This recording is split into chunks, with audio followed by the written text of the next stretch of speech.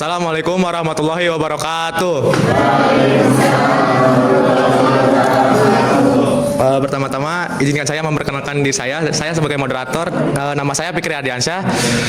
Dan di sini kami akan mempresentasikan tentang penerapan IoT dalam bidang pertanian. Oke, sebelum itu izinkan saya memperkenalkan anggota kelompok saya. Perkenalkan, nama saya Fadlan Khotibul Umam. Perkenalkan, nama saya Nova Adriansyah Maulana. Perkenalkan, nama saya Muhammad Hilman Nursalam. Nama saya Titi Indriatu Nakatana. Oke, baik. Tanpa lama-lama kita akan langsung ke pemateri yang akan dijelaskan oleh Muhammad Fadlan.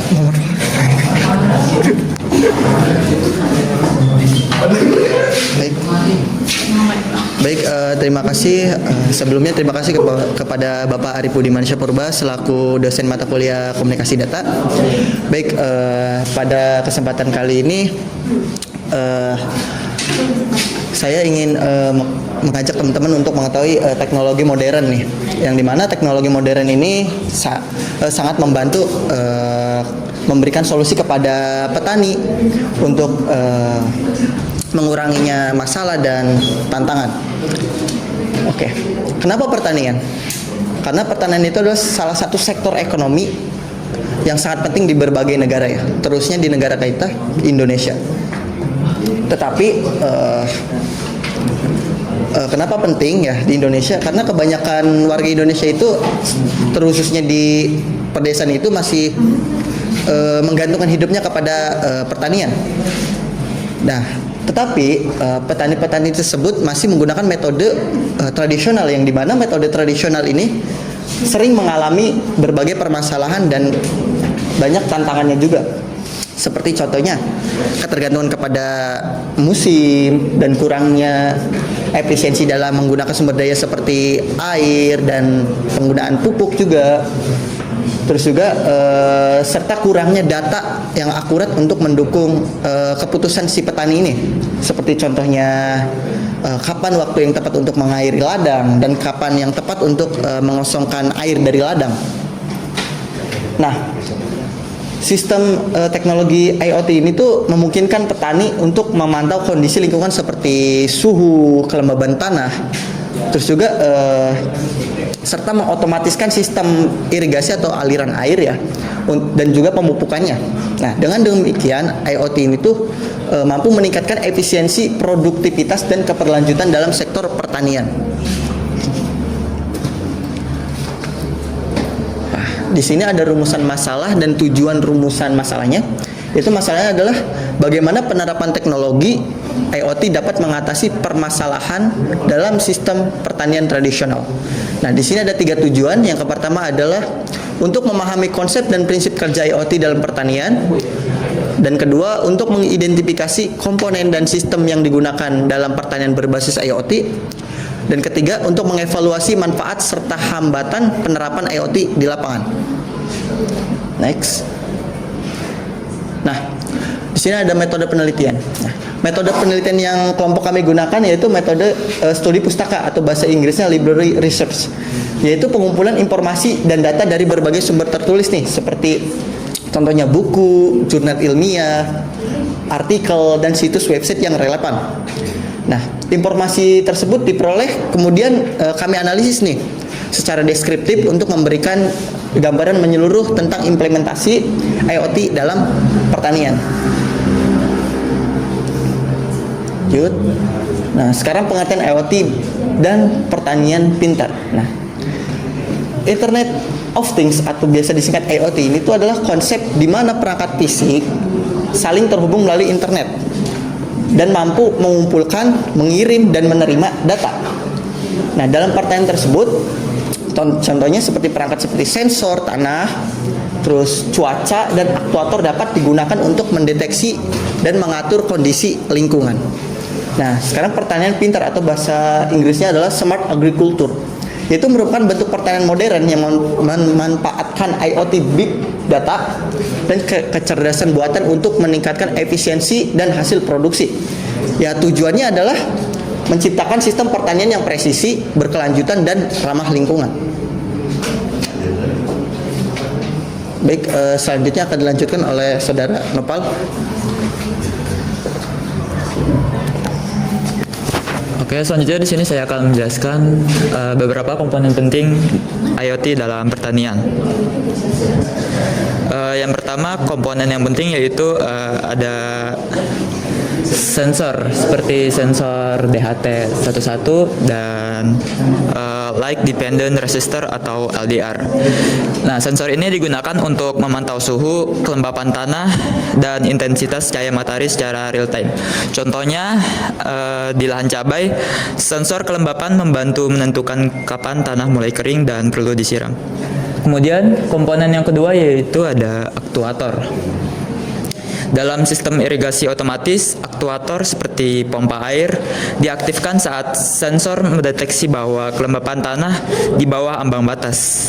Ini mengurangi ketergantungan pada tenaga manusia dan meningkatkan efisiensi penggunaan air. Kemudian komponen yang ketiga yaitu ada koneksi jaringan seperti WiFi, LoRa atau NB1T. Data dari ladang dikirim ke server menggunakan jaringan seperti WiFi atau LoRa. Misalnya, petani di daerah terpencil dapat menggunakan LoRa untuk mengirim data jarak jauh tanpa membutuhkan jaringan seluler. Kemudian komponen penting yang terakhir yaitu ada microcontroller. Microcontroller seperti ESP32 bertugas sebagai otak sistem. Ia membaca data sensor, memutuskan tindakan, misalnya mengaktifkan pompa, dan mengirim data ke server atau aplikasi smartphone untuk monitoring. Oke, next.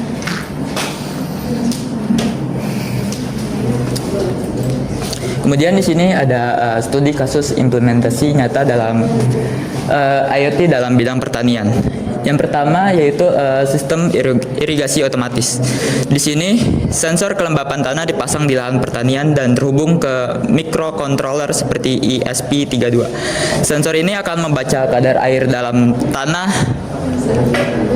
dan jika tanah terlalu kering, sistem secara otomatis akan mengaktifkan pompa air untuk menyiram. Kemudian yang kedua, pemantauan tanaman secara digital. Sistem ini menggunakan sensor cuaca seperti suhu, kelembapan udara, serta kamera untuk memantau kondisi tanaman. Dari data yang dikumpulkan, sistem bisa memberi peringatan dini jika ada potensi gangguan seperti serangan hama atau penyakit. Dengan begitu, petani bisa mengambil tindakan lebih cepat sebelum tanamannya rusak. Kemudian di sini penerapan teknologi ini juga sudah dilakukan di berbagai negara. Contohnya seperti di India, IoT digunakan dalam konsep smart farming untuk membantu petani kecil.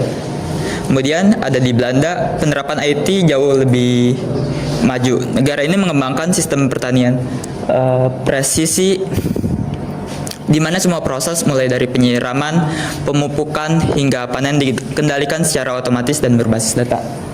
Kemudian, sementara itu di Indonesia sudah dilakukan beberapa uji coba penggunaan IoT pada pertanian. Oke, next.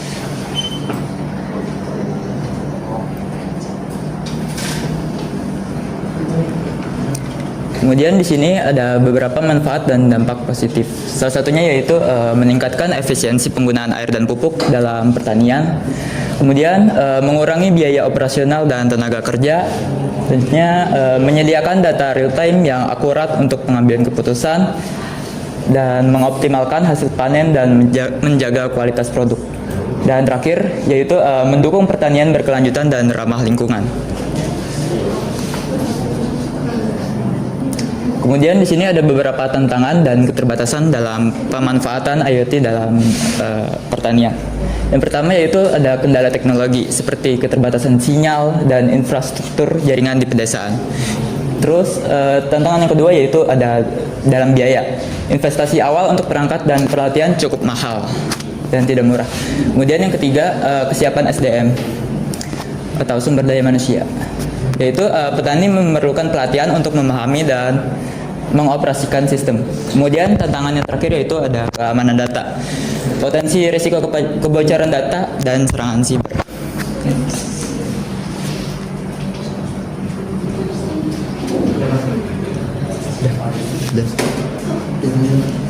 Oh, udah. Oke, selanjutnya akan dijelaskan oleh Saudara Hilman. Oh, jawab dulu. Baik, sesi materi udah selesai. Selanjutnya kita akan ke sesi tanya jawab.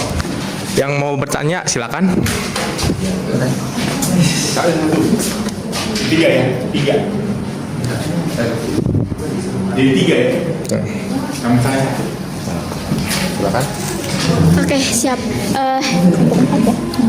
Izin bertanya, saya perwakilan dari kelompok 4. Tadi ada beberapa penjelasan dari Fadlan ya, bahwasanya Indonesia terlalu bergantung kepada pertanian. Tapi menurut riset yang saya cari dari penyumbangan pertanian kepada sektor penyumbangan pertanian itu hanya 12% sampai 14% ke PDB.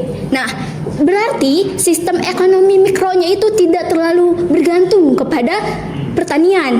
Nah, kan tadi kan katanya terlalu bergantung ya kepada pertanian. Itu tidak selamanya bergantung kepada pertanian karena merujuk ke beberapa konteks. Ada yang terlalu bergantung, contohnya kayak orang desa, dia kan bekerjanya dalam pertanian, baru mereka bergantung kepada pertanian. Sedangkan yang lainnya itu tidak semua masyarakat Indonesia bergantung kepada pertanian. Nah, bagaimana menurut kalian untuk menanggapi landasan berikut? Terima kasih. Oke, terima kasih. Pertanyaannya ditampung dulu. Yang kedua. Baik, saya perwakilan dari kelompok 6. Izin bertanya, bagaimana sih cara kerja sistem irigasi otomatis dengan IoT di dalam pertaniannya? Oke, baik. Pertanyaan ketiga.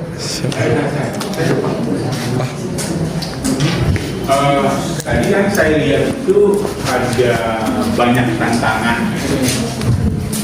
Jadi kalau kita lihat kan ada knowledge-nya petani kan terbatas. Terus internet juga kan nggak dijangkaunya kan nggak, apalagi kalau di pedalaman Papua misalnya itu kan terbatas. Nah, bagaimana cara meminimalisir kekurangan tadi gitu, kendala tadi itu, bagaimana cara kayak knowledge-nya dari petani kan juga terbatas. Bagaimana caranya mengurangi lah, meminimalisir dampak tersebut gitu. Iya, gampang ya pertanyaannya. Paham ya? Paham. Oke. Berarti izinkan kami berdiskusi dulu. Oke.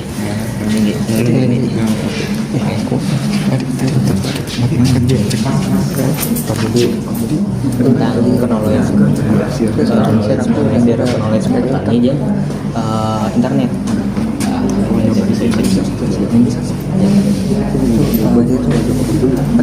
Banyak tantangan Ini aja dulu banyak tantangan di Indonesia terlalu menggantungkan hidupnya kepada ini. Indonesia itu terlalu menggantungkan hidupnya kepada pertanian. Jadi petani di Indonesia itu terlalu tidak perlu jadi jatuhnya dia bilang dia salah kan apa sih pertanian di Indonesia itu kan tadi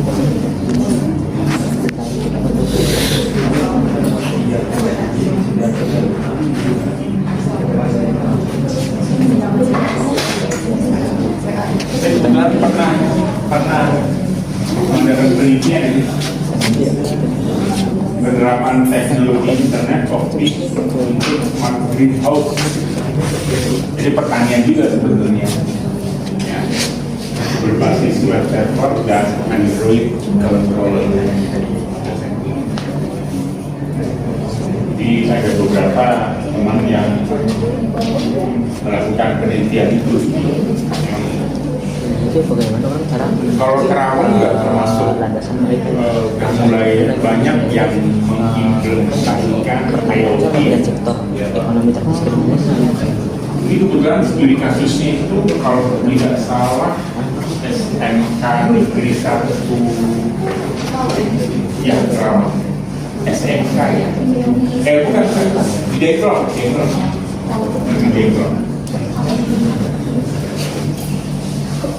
Jadi memang tidak pernah kita teliti. Jadi mungkin nanti antara kalian itu bisa bagaimana kita menerapkan IoT untuk menurunkan AC misalnya. Jadi jam sekian hidup, jam sekian mati, kan bisa diatur. Tapi biasanya IoT itu butuh apa ya, sumber daya yang cukup besar ya.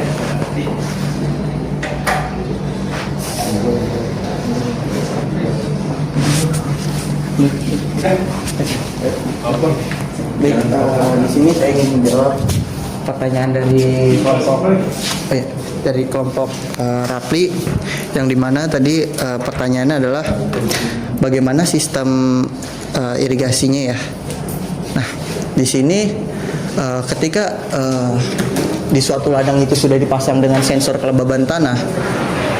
Nah, ketika sensor itu bekerja, di mana tanah itu diprediksi tanah itu terlalu kering dan tidak ada kelembaban sama sekali, maka si sensor ini tuh mengirimkan sinyal kepada microcontroller atau seperti ESP32, di mana ESP32 ini tuh memproses data dari sensor ya, diproses dulu. Nah, si microcontroller ini terus akan mengirim sinyal ke aktuator dan membuka pompa airnya secara otomatis. Jadi airnya akan mengalir dan juga si petani itu tidak perlu menggunakan cara manual ya. Gitu sih. Terima kasih. Manila. Baik, pertanyaan selanjutnya akan dijawab oleh Hilman. Oke, untuk menjawab pertanyaan dari Pak Budi, tadi yaitu pertanyaannya bagaimana sih cara kita menangani yaitu masalah tentang SDM para petani untuk menggunakan teknologi gitu. Lalu yang kedua, bagaimana sih cara agar si petani itu dapat menggunakan IoT tanpa terkendala internet gitu kan? Oke.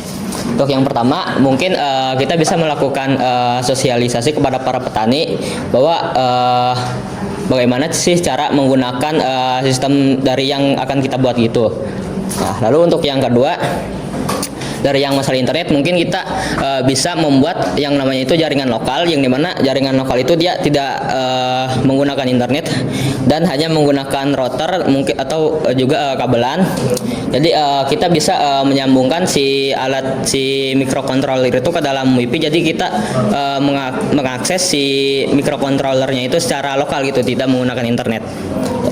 Seperti itu, apakah sudah cukup? Cukup. Oke, siap, makasih. Baik, terima kasih Hilman. Selanjutnya akan untuk pertanyaan dari Nindi akan dijawab oleh Naufal.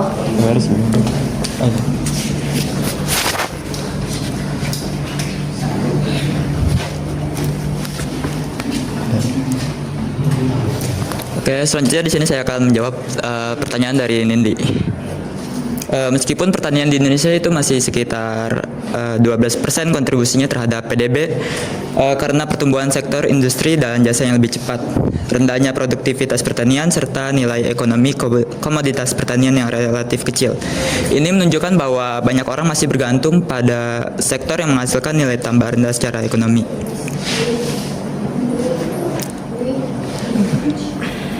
Selain itu, masih banyak petani yang bergantung pada pengepul yang sering mematok harga beli rendah, sehingga petani tidak mendapatkan keuntungan yang layak.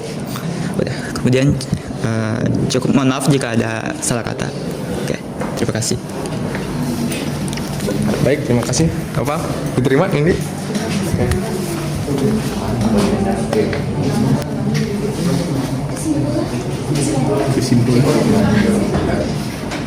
Terima kasih gitu. Baik, ini saya akan menjelaskan kesimpulannya. Penerapan IoT dalam sektor pertanian terbukti mampu menjadi solusi yang efisien dan inovatif untuk mengatasi berbagai tantangan yang dihadapi dalam metode pertanian tradisional. Dengan adanya teknologi IoT, petani dapat memantau dan mengontrol proses pertanian secara real time, yang secara langsung berdampak pada peningkatan hasil produksi. penghematan penggunaan sumber daya seperti air dan pupuk, serta pengambilan keputusan berbasis data yang lebih akurat. Selain itu juga, penggunaan IoT juga memungkinkan adanya otomasi dalam berbagai aktivitas pertanian yang pada akhirnya meningkatkan efisiensi kerja dan mengurangi ketergantungan terhadap tenaga kerja manual. Oke? Sekian presentasi dari kami, kurang lebihnya mohon maaf. Wassalamualaikum warahmatullahi wabarakatuh.